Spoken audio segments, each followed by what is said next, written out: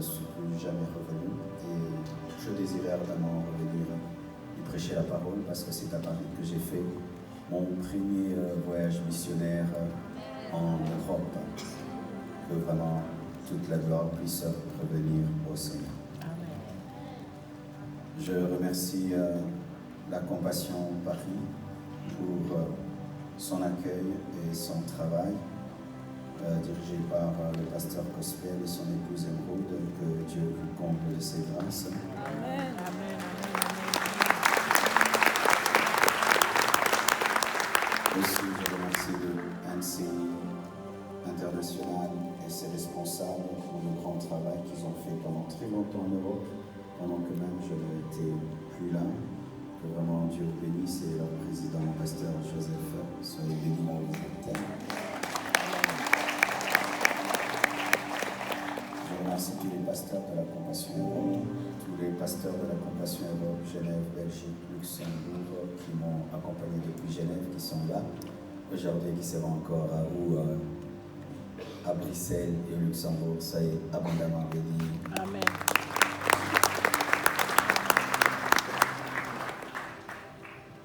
Je remercie l'Église Christ pour tous pour la main d'association, pour l'organisation de cet événement et le pasteur Chris pour son amitié.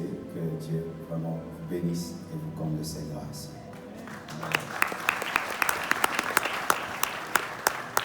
Je remercie ma femme qui m'a laissé venir.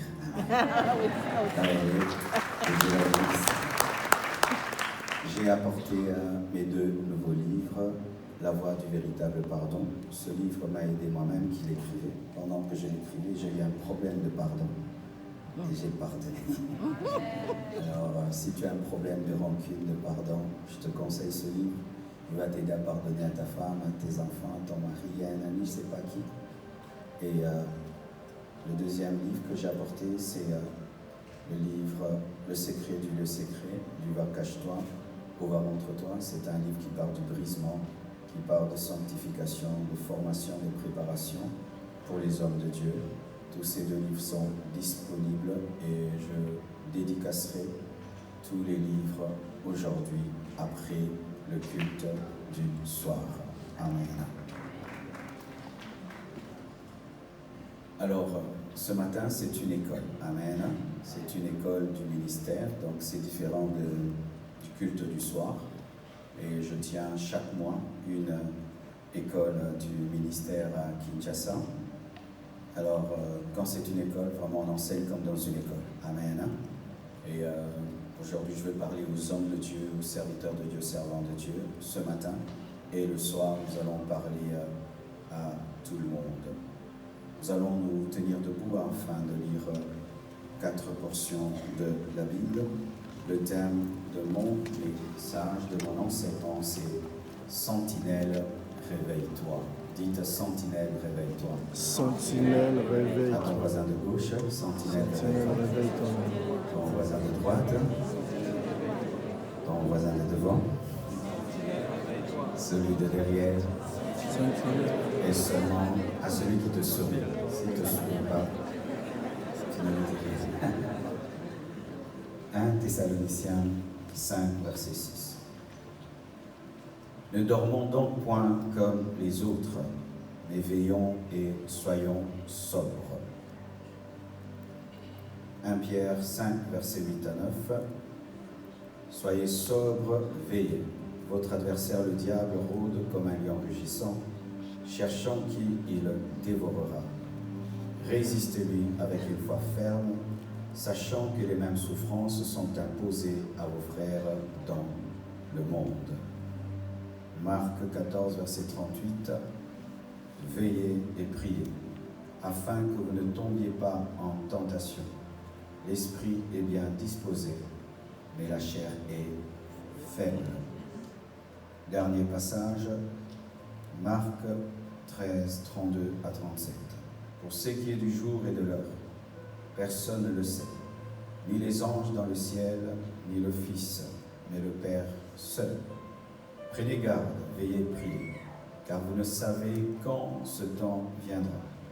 Il en sera comme d'un homme qui, partant pour un voyage, laisse sa maison remet l'autorité à ses serviteurs, indique qu'à chacun sa tâche et ordonne au portier de veiller. Veillez donc, car vous ne savez quand viendra le maître de la maison, ou le soir, ou au milieu de la nuit, ou au chant du coq, ou le matin. Craignez qu'il ne vous trouve endormi à son arrivée soudaine. C'est que je vous dis, je le dis à tous, veillez. Prenez place, s'il vous plaît. Alors, lorsque je parle de sentinelle, réveille-toi.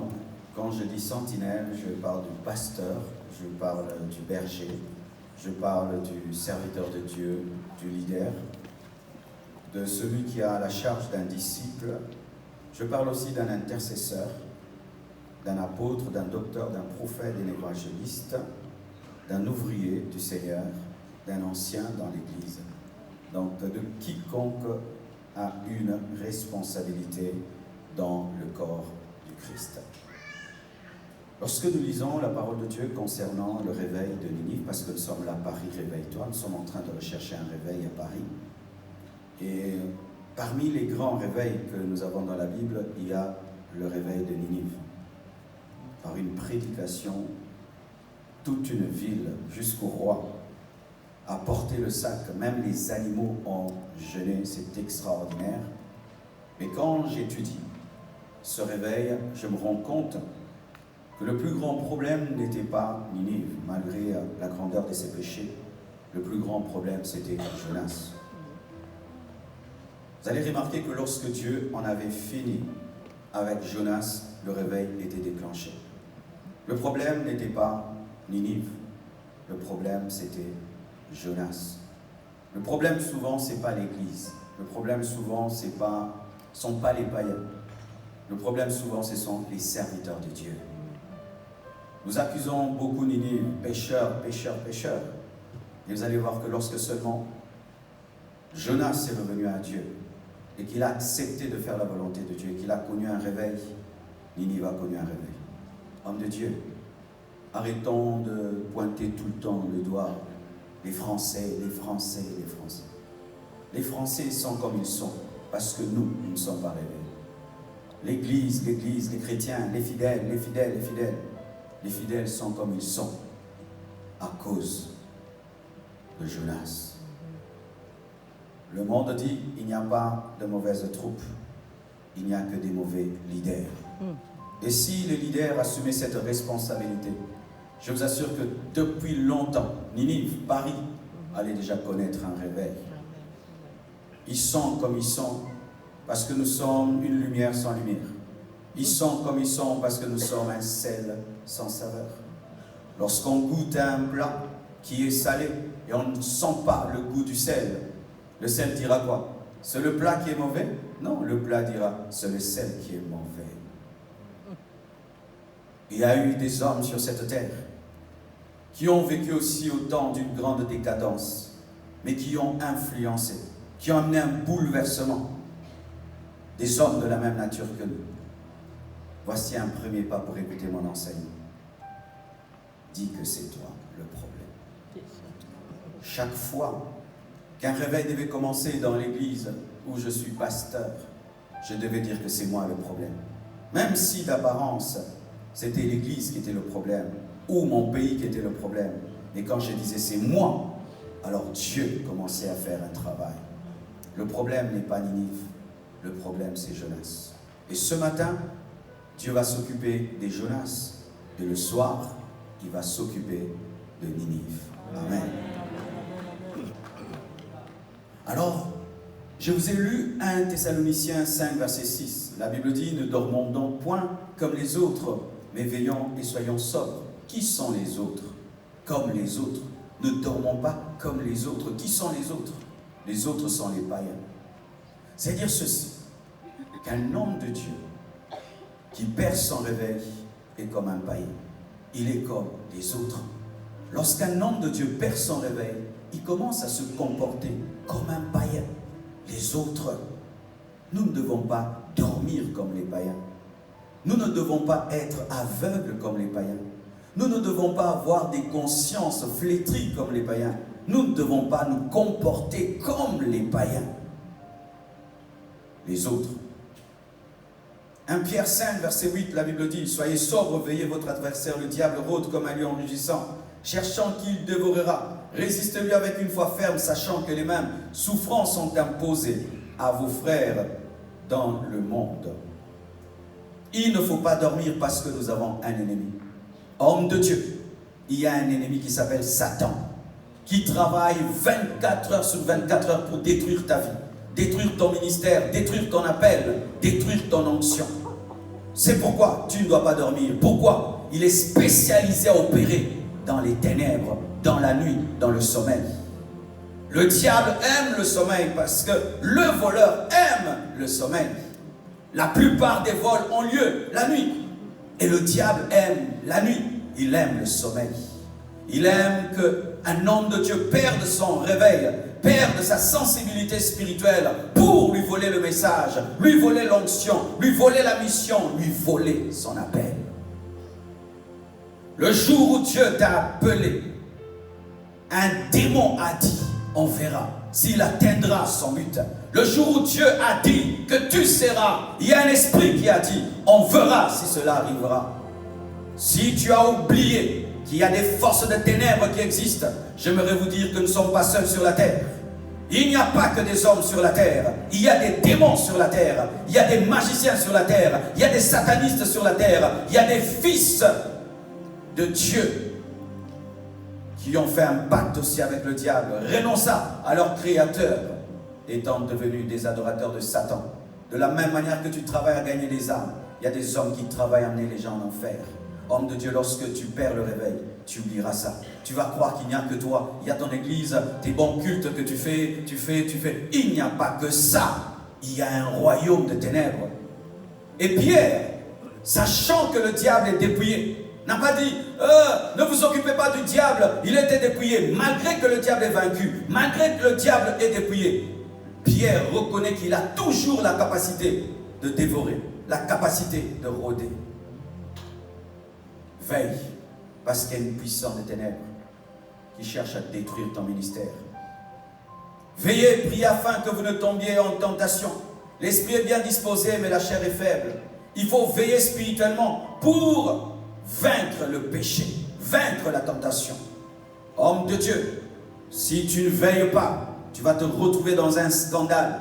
Si tu ne veilles pas, on va te retrouver dans une chambre à coucher avec une femme. Si tu ne veilles pas, tu vas finir divorcé. Si tu ne veilles pas, tu vas tomber dans des fausses doctrines. Si tu ne veilles pas, le diable te séduira par la tentation. Êtes-vous conscient, cher homme de Dieu, cher serviteur de Dieu, qu'il y a un tentateur qui veut vous amener à pécher pour amener la honte sur l'église? Lorsque tu perds la vie de prière, tu commettras un péché qui sera un trou dans la cuve de ton onction. Il faut veiller pour avoir la force de dire non au péché. Il faut veiller pour fortifier son esprit afin qu'il dise non au mal. Marc 13, versets 32 à 37. Pour ce qui est du jour et de l'heure, personne ne le sait. Ni les anges dans le ciel, ni le Fils, mais le Père seul. Il s'agit de l'enlèvement. Prenez garde, veillez, priez, car vous ne savez quand ce temps viendra. Il en sera comme d'un homme qui, partant pour un voyage, laissa sa maison, remet l'autorité à ses serviteurs, indique à chacun sa tâche et ordonne au premier, au portier de veiller. Veillez donc, car vous ne savez pas quand viendra le maître de la maison, ou le soir, ou au milieu de la nuit, ou au chant du coq, ou le matin. Craignez qu'il ne vous trouve endormi à son arrivée soudaine. C'est que je vous dis, je le dis à vous tous, veillez. Pourquoi faut-il veiller, homme de Dieu? Pour ne pas rater l'enlèvement. À quoi ça nous sert de prêcher la parole? À quoi ça nous sert de chanter, de danser? Et au dernier jour, nous ratons l'enlèvement. À quoi ça nous sert d'avoir des grandes églises belles comme ça, avec des écrans partout? Et puis tu rates l'enlèvement. À quoi ça nous sert d'avoir 1000 églises? Et puis nous ratons l'enlèvement. À quoi ça nous sert d'avoir 1 million de followers sur Instagram et puis tu perds l'enlèvement? À quoi ça sert? À quoi ça sert? Il est possible de servir le maître mais de rater son retour si tu ne veilles pas. Car lui aussi viendra comme un voleur. Le diable vient comme un voleur, Jésus viendra aussi comme un voleur. Donc il y a deux. Il y a un qui vient pour ton bien, un autre qui vient pour te détruire. Mais face à eux deux, la Bible nous dit de veiller. Veiller contre le lion qui rôde, veiller aussi par rapport au maître qui revient. Donc le serviteur de Dieu doit toujours veiller. Veiller face au mal, veiller aussi pour recevoir Jésus. Homme de Dieu, est-ce que tu continues à te préoccuper de ton enlèvement? Car nous tombons dans le piège de commencer à nous préoccuper de l'Église, de l'Église, de l'Église, de l'Église, de l'Église, les membres, les membres, les membres, les membres. Mais toi-même, mais toi-même, mais toi-même. Car il est dit en ce jour-là, plusieurs diront, nous avons fait des miracles en ton nom, nous avons prophétisé en ton nom, mais je leur dirai, je ne vous ai jamais connu, serviteurs d'iniquité. Il est possible de servir Dieu, mais au dernier jour, tu rates l'enlèvement. Et je t'assure, on va te tabasser sérieusement dans la tribulation. Parce que moi je crois qu'après l'enlèvement, le monde va continuer. Pendant 7 ans, il y aura la tribulation. Il y aura la marque de la bête. Il y aura des hommes sur la terre. Et les serviteurs de Dieu qui rateront l'enlèvement seront sérieusement tabassés par tous ceux qui dérangeaient. Tu es condamné à être enlevé. Et tu es condamné à veiller. Parce que la caractéristique d'une sentinelle, c'est veiller. Quand on dit sentinelle, c'est veiller. Lorsqu'on engage une sentinelle, on lui dit, est-ce que tu pourras tenir toute la nuit sans dormir, n'est-ce pas? Et si tu engages une sentinelle et te dis, oh patron, moi vraiment, j'aimerais bien protéger ta maison, mais j'ai un problème. À 0 heure pile, je dors. Tu vas l'engager? Parce que sentinelle, c'est veilleur. Quand tu es sentinelle, tu dois veiller. Quand tu es un homme de Dieu, tu dois veiller. Un homme de Dieu qui ne veille pas n'est plus un homme de Dieu. Je répète, un homme de Dieu qui ne veille pas n'est plus un homme de Dieu. Comme une sentinelle qui dort n'est plus une sentinelle, c'est une étiquette. Un homme de Dieu qui ne veille pas est une étiquette. Souvent, lorsqu'on parle ainsi, certains diront, ben moi, je veille. Moi, je veille, je suis un bon serviteur de Dieu. C'est pourquoi je vais vous parler des caractéristiques d'une sentinelle qui veille, d'une sentinelle endormie. Voici la première chose qui révèle que tu dors. C'est lorsque tu n'arrives plus à veiller physiquement dans la prière. Homme de Dieu, quelle est la dernière fois que tu as prié toute une nuit? Homme de Dieu, quelle est la dernière fois que tu as prié tout seul, pas avec l'Église, seul avec Dieu, comme ton maître Jésus qui priait toute la nuit, seul? Quelle est la dernière fois? Mais tu peux passer toute une nuit en train de suivre une série, toute une nuit en train de causer avec ta femme, toute une nuit dans la fête, toute une nuit en train d'avoir des soucis sur ton lit. Où tu es sur ton lit, mais tu ne dors pas. Tu réfléchis jusqu'au matin. Des veillées de soucis, des veillées de football, des veillées de films, des veillées de causerie, mais des veillées de prière. Quelle est la dernière fois que tu as tenu? Est-ce que ton corps est capable de se discipliner toute une nuit en prière, homme de Dieu, sans tes intercesseurs? Sans tes intercesseurs, est-ce que tu peux? Lorsque Paul parle de son ministère apostolique, il parle d'éveil. Lorsque Paul défend son ministère apostolique, il parle d'éveil. C'est une particularité d'un homme de Dieu. Pourquoi? Parce que certaines batailles, pour les vaincre, c'est la nuit. Jésus priait toute la nuit et le matin, il chassait les démons, il ouvrait les yeux des aveugles. Tel il est, tel nous sommes. Et ne dites pas, homme de Dieu, que vous n'avez pas le temps. Car quand Dieu t'appelle, tu dois lui donner le temps. Amen. Les fidèles peuvent dire ainsi, pas toi. Un fidèle ne peut pas dire, pasteur, j'arrive pas à dormir, je n'arrive pas à veiller. Et le pasteur dit aussi, moi aussi, mon fils, je n'arrive pas.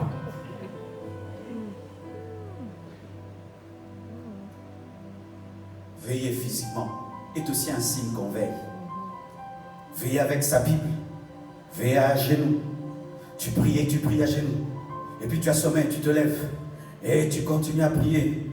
Et puis tu marches, tu t'assieds. Mais tu luttes avec Dieu. Tu luttes avec Dieu. Jacob a lutté avec Dieu. Et beaucoup de choses dans la Bible se sont passées la nuit. La nuit. La nuit. Et j'aimerais surtout parler aux hommes de Dieu dont les maisons sont remplies. les enfants, la femme, ton mari, tout le temps il y a du bruit du matin au soir. Le secret, c'est prier la nuit. Amen.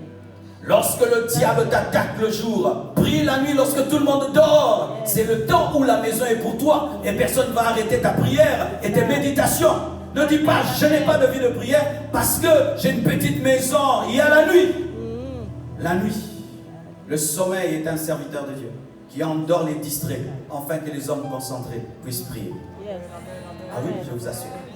Il y a toujours un temps pour prier. Amen. La nuit, c'est formidable. Dans une maison, s'il y a 10 personnes, au moins 7 personnes la nuit doivent dormir. Alors tu as le temps pour prier seul dans le salon et tout contrôler. Alléluia. Et donc, si déjà tu n'arrives pas à faire des veillées personnelles, il y a un problème de réveil dans ta vie. Il y a un problème d'amour. Voici une autre caractéristique d'une sentinelle endormie. Elle n'arrive plus à gagner les âmes. C'est un figuier qui a séché. Pasteur, là, qui veut recevoir Jésus, les gens viennent. C'est une étape. Mais la vraie étape, c'est le seul à seul. Dieu ne nous a pas dit, parce que nous prêchons la parole sur la chair et sur des estrades, que nous ne devons pas parler à un homme et le faire accepter Jésus-Christ autour d'un repas. Est-ce qu'il y a toujours en toi la passion de gagner les âmes? Lorsque tu vois un païen, ça te fait quoi? Regarde-moi ce pécheur et ce païen, où tu dis, Seigneur, donne-moi une parole pour le convertir. Quelle est la dernière fois, pasteur, que tu as fait accepter quelqu'un Jésus? Quelle est la dernière fois où tu as fait accepter Jésus? Quelqu'un, pas à l'estrade, seul à seul. Quelle est la dernière fois que tu as fait accepter à un homme Christ, comme quand tu étais infidèle? Sans estrade, seul à seul, comme les fidèles le font. Ils n'ont pas d'estrade, nos fidèles. Comment ils font pour gagner les âmes? Ils parlent à l'école, ils parlent à l'université, ils parlent au travail, ils parlent au restaurant. Mais nous parlons de Dieu seulement à la chair. Il te faut une chair pour parler de Jésus. Ton Jésus devient Jésus quand tu es une estrade. Mais si tu n'as pas d'estrade, tu ne peux parler de Jésus. Tu peux voyager avec un païen à côté de toi. Tu ne lui parles pas de Jésus. Il ne saura même pas qu'il a voyagé avec un pasteur. Mais il est étonné, on te reçoit pastoralement. Mais il était à côté de toi, il prenait du vin. Il parlait de n'importe quoi au téléphone. Tu ne lui as pas dit Jésus t'aime. C'est un bonheur que de faire recevoir à quelqu'un Christ et le voir réellement transformé. Ça te donne la foi que la parole change les hommes. Amen. Homme de Dieu, il est possible de prêcher la parole et commencer à douter que la parole change les hommes lorsque toi-même tu n'as pas vu une conversion radicale. Mais lorsque tu sais qu'un jour j'ai parlé à un homme, je l'ai fait accepter Jésus-Christ et ça a été bouleversé, tu auras l'autorité et la force de continuer à prêcher. Ce n'est pas seulement le département d'évangélisation qui doit aller en évangélisation. Même toi-même, tu dois aller en évangélisation. Amen, amen. Et ce qui m'étonne des fois, c'est que je vois des hommes de Dieu qui ont même des pages Facebook, Instagram, mais ils n'évangélisent pas sur Instagram. Ils montrent sa chaussure, ils montrent sa veste, ils montrent sa montre, ils montrent comment il est beau. Tu n'es pas un mannequin, tu es un gagnant d'âme. Tu n'es pas un mannequin, tu es un gagnant d'âme. Je n'ai que faire de ta veste, que faire de ta montre, que faire de ta chaussure, que faire de ta voiture, que faire de ta maison. Je veux le Jésus qui est en toi. Parle-moi de Jésus. Parle-moi de Jésus. Alléluia.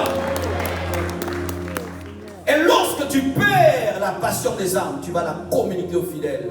Tu ne parleras plus des âmes, tu ne parleras plus d'évangélisation, tu parleras des choses de ce monde qui ne sauvent personne, car on ne donne que ce qu'on a. C'est pourquoi je te pose la question, quelle est la dernière fois que tu as prêché sur l'évangélisation à l'église? Quelle est la dernière fois où ton message c'était l'évangélisation? Quelle est la dernière fois où ton sermon c'était la mission? Quelle est la dernière fois où tu as parlé de la mission? Quelle est la dernière fois où vous avez parlé de l'évangélisation? Jésus, partant, quittant ce monde, a parlé de la mission. Vous savez, les dernières paroles d'un homme, ce sont les paroles qui révèlent ce qui est son fardeau. Le fardeau de Jésus-Christ en partant, c'était les nations doivent être sauvées. Lorsqu'un homme de Dieu dort, il oublie la mission. Il oublie les âmes. Il pense à l'argent des fidèles. Il pense comment il sera grand, comment il sera riche, comment il sera. Est-ce que Dieu t'avait appelé à ça? Il t'a dit, mon fils, viens, tu seras riche en prêchant ma parole. Il t'a dit, viens, je te ferai pécheur d'hommes. Et s'il a décidé que tu sois riche, mais ce n'est pas le but. Le but, ce sont les hommes. Si tu deviens riche, mais tu n'as gagné personne, tu es échoué, tu es un commerçant. Oui. Si, homme de Dieu, tu deviens riche, mais tu ne gagnes pas les âmes, tu es un commerçant. Tu ne présenteras pas ta richesse à Dieu au dernier jour. Père, je suis devenu millionnaire. Et puis ça fait quoi? Tu es un multimilliardaire, ça ne l'étonne pas. Père, j'ai gagné tel. Père, j'ai gagné tel. Père, j'ai gagné tel. N'oublions jamais l'essentiel. Le plus grand homme de Dieu n'est pas le pasteur le plus riche du monde. Le plus grand homme de Dieu, c'est le gagneur d'âme. C'est pourquoi il n'y a pas de homme de top 1, ni de top 2 des hommes de Dieu, ni de top 5. C'est Dieu seul qui connaît ses serviteurs et qui gagne réellement les âmes. Alléluia. La passion des âmes. C'est pourquoi je te pose une question. Quelle est la dernière fois que tu as pleuré à genoux pour les âmes? Pleurez à genoux pour les âmes. Pleurez pour eux. Pleurez pour les âmes. Pleurez pour les âmes. Quelle est la dernière fois que tu es passé par la prière d'agonie, la prière d'enfantement? Ou quand tu pries, c'est comme si tu as couché, que tu as couché. Tu as couché, tu sens Dieu te prêter son cœur, tu sens Dieu te prêter ses entrailles, tu sens cela. Comme une femme accouche, tu sens, mais en esprit. Quelle est la dernière fois que ça t'est arrivé? Nous recherchons des réveils, mais les réveils s'enfantent. Les réveils s'accouchent. On accouche un réveil. On ne déclare pas un réveil. Un réveil, réveil. C'est comme quelqu'un dit, j'ai un enfant. Enfant, tu dois passer à l'accouchement. Tu dois porter pendant 9 mois. Tu dois souffrir et alors le réveil viendra. Il en est de même. Le réveil s'engendre dans la passion des âmes. Vous ne les gagnerez jamais si vous ne les aimez pas. Si vous ne les aimez pas, vous ne les gagnerez jamais. On ne gagne que ce qu'on aime. Si vous n'êtes pas passionné des Français, vous ne les gagnerez pas. Le jour qui deviendront votre passion et que vous allez commencer à pleurer toute une nuit devant Dieu pour eux, vous parlerez, c'est votre transformation. Amen. Vous les enfanterez spirituellement. Yes. Comment Jésus-Christ, Fils de Dieu, n'a pas directement commencé le ministère, mais il a fait 40 jours de jeûne et prière. Quel exemple pour nous qu'un ministère s'enfante dans la prière, dans la passion. Alléluia. Lorsque une sentinelle s'endort, elle n'arrive plus à lire la Bible. Alors que la Bible dit, médite cette parole jour et nuit. C'est alors que tu auras du succès. Voici 2 sortes de méditation de la Bible. Il y a la méditation pour prêcher. C'est ce que j'ai prêché, 1 Thessaloniciens, Pierre. Là, ce n'est pas ma méditation. C'est méditer pour prêcher aux autres. Ce n'est pas ma méditation. Ma méditation, c'était en étant, je suis en train de relire tous les psaumes. Il y a la lecture pour me nourrir, l'homme Marcelo, et il y a la méditation pour prêcher. Mais lorsque tu ne médites la Bible que pour prêcher, tu as perdu le réveil. Qu'est-ce qui va t'arriver? Le jour que tu n'as pas de prédication, tu n'as pas besoin de ta Bible. C'est pourquoi certains, s'ils ne prêchent qu'une fois par mois, ils lisent la Bible après 1 mois. Et ils ont des Bibles très très belles, très blanches. Alors que la Bible d'un pasteur, elle est sale, elle est déchirée, elle est abîmée. Peux-tu nous présenter ta Bible? Ta Bible de conversion. Tout vrai homme de Dieu a une Bible déchirée. Tout vrai serviteur de Dieu a une Bible abîmée. Le jour que je rencontre Jérémie Soudril, je suis allé le voir, c'était la première fois qu'on se voit.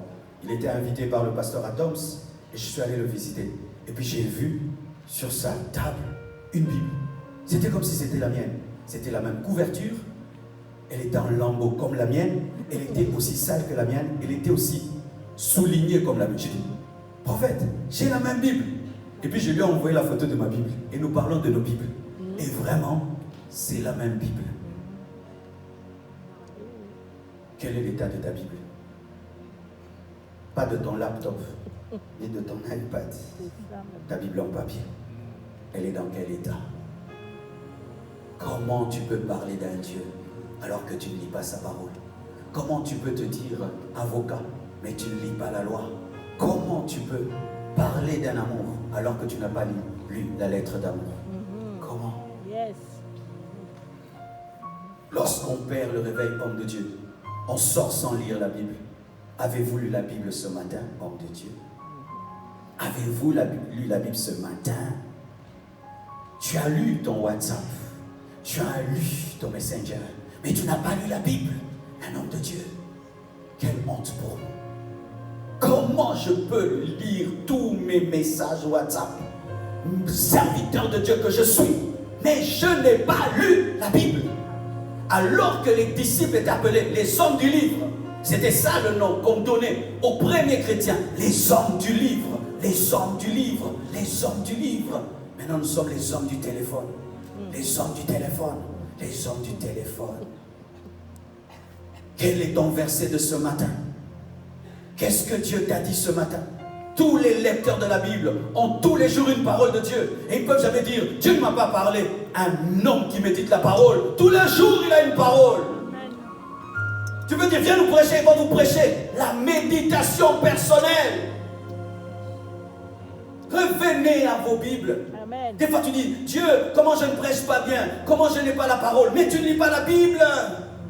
Il y a le Saint-Esprit dans les Écritures qui explique la parole et qui révèle la parole. Tu liras et un jour un verset te bouleversera. Et chaque fois que tu l'annonceras, les hommes seront touchés. Oh, donne-moi l'amen. Il y a une révélation qui t'attend dans Habakkuk, qui ne t'attend pas dans Jean, dans Habakkuk, dans Sophonie, dans Néhémie, les livres qui souffrent des blessures intérieures. Amen. Les chrétiens n'aiment que les évangiles, mais il n'y a pas que les évangiles. Lis aussi l'Apocalypse, lis les épîtres, lis les actes des apôtres. Amen, amen. Et j'ai remarqué que les hommes de Dieu qui ne lisent pas la Bible, quoi que soit le thème que tu lui donnes, ils prêchent toujours le même message. Si tu lui dis ça, il va prêcher son message là. Il change toujours. Parce qu'il a 3 prédications ou 10 prédications. C'est la multiplicité de la lecture qui t'ouvre. Alléluia.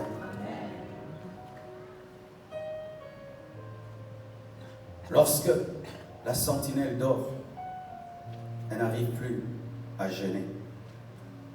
Elle n'arrive plus à jeûner. Elle mange et mange et mange. Des fois même, elle tombe dans la gloutonnerie. Des fois même, elle mange même si elle n'a pas envie de manger. Combien de fois tu jeûnes par année? Combien de fois tu jeûnes par mois? Combien de fois tu jeûnes par semaine? Quel est ton jour de jeûne, homme de Dieu? Les pharisiens jeûnaient au moins 2 fois par semaine. Est-ce que tu sais te discipliner face au manger? L'apôtre Paul était un homme de jeûne, l'apôtre de la grâce. Même les bouddhistes jeûnent, même les musulmans jeûnent. Homme de Dieu, Jésus même a dit, ce genre de démons part que par le jeûne et la prière. Quelle est ta relation avec la nourriture? Le pain te domine, le pain te domine, le poulet te domine. La viande de cochon te domine. Le coca te domine, le Fanta te domine. Le café te domine. Sans le café, l'onction vient du café. Quand tu n'as pas pris ton café, ton croissant, tu veux mourir. Un jour, j'ai fait un jeûne à sec. J'étais à nouveau converti. Alors je faisais des jeûnes, je buvais de l'eau, je mangeais le sang. J'ai dû faire toute une journée sans manger, sans boire. Et je veux manger à 10 h le matin. Mes frères, vers 23 h, j'ai entendu mon cœur qui battait dans mes oreilles. Dans mes oreilles, j'entendais mon cœur. Et ma mère était bizarre. Chaque fois que je faisais un jeûne, elle préparait la nourriture que j'aimais. Alors elle avait fait la table. Boum, boum. À 23 h, je suis descendu. J'ai regardé la table. J'ai dit, au nom de Jésus, je ne vais pas manger. Vous savez, j'ai mangé à quelle heure? à 0h01. J'ai dit Dieu, c'est déjà demain. Alors j'ai mangé ce jour-là. Vraiment, je mangeais rapidement. Mais tu sais, quand tu as jeûné, ton estomac rétrécit. Je voulais continuer, mais j'avais plus de place. Je voulais récupérer. Et puis j'ai senti comme un œil, le regard de Dieu, qui me regardait comme ça. J'ai eu honte. Depuis ce jour-là, j'ai compris qu'un homme qui ne peut pas dominer un poulet ne peut pas dominer le plaisir. Si tu tombes devant la viande, devant le pain, alors si tu as une grande tentation d'$1 million, tu vas tomber directement. Là où il y a le réveil, on jeûne. Là où il y a le réveil, on met de côté la nourriture. Et tu sais, des fois tu penses que ton carburant vient de la nourriture. C'est faux. L'onction donne le carburant. Amen. Amen. Amen. Et tu sais, des fois tu manges, ce n'est pas parce que tu as faim, mais parce que tu es habitué à manger. C'est psychologique. Et des fois tu manges, mais c'est parce que tu as soif. Et tu confonds la soif et la faim. Mais sachez ceci, qu'un cerveau qui ne pense qu'à manger, ne pense pas tout le temps à Dieu. Quand tu sais que j'ai mangé le matin et puis je ne veux plus manger, ton cerveau ne pense plus à la nourriture. Mais quand tu sais que j'ai mes 3 repas, tu penses au 3e repas et au 2e repas. Tu n'es pas ordinaire, tu es un serviteur de Dieu. Tu n'es pas ordinaire, tu dois apprendre à dire, je ne bois pas, je ne mange pas, je ne bois pas, je ne mange pas. Jésus, on lui a proposé la nourriture, il a dit non, j'ai à manger autre chose, la volonté de Dieu. Jésus disait non des fois à la nourriture, mais tu dis non poliment. Alléluia. Amen. Alléluia. Amen. Il y a un temps pour manger, mais il y a un temps pour jeûner. Quand on est dans le réveil. Et je vous invite d'ailleurs, je vais commencer un jeûne le 1er février jusqu'au 2 mars. On boit de l'eau et le soir on prend des légumes. Fais ça avec moi et tu en sortiras avec une belle